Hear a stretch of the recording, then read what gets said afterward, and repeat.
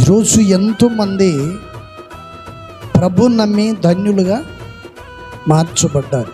ఎంతోమంది గొప్ప వాళ్ళని మనం చూస్తున్నాం. ఆస్తిపరులు ఉన్నారు, ఎంతోమంది డబ్బు ఉన్నవాళ్ళు, గొప్ప గొప్ప వాళ్ళు. ఏంటండి, లోకములో లేనివంటి ఆనందాన్ని ఇదిగో ఈరోజు మేము ఇందులో పొందుతున్నాము అని అనేవంటి వాళ్ళు చాలామంది ఉన్నారు.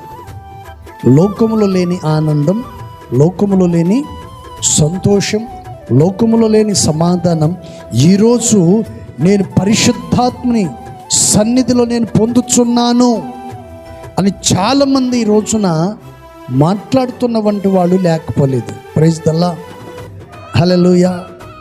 ఎప్పుడు ధన్యులుగా మార్చబడతారు అనేవంటి విషయాన్ని మనం చూస్తే, లోకములో ఉన్నది ఆశించకుండా ఉన్నప్పుడు,